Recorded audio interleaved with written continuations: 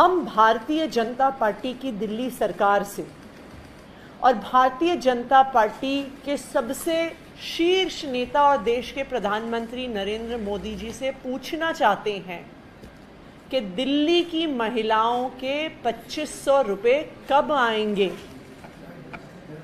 प्रधानमंत्री नरेंद्र मोदी जी ने दिल्ली चुनाव से पहले जनवरी 2025 में ये वादा किया था कि 8 मार्च 2025 को दिल्ली की हर महिला के खाते में 2500 रुपये आएंगे।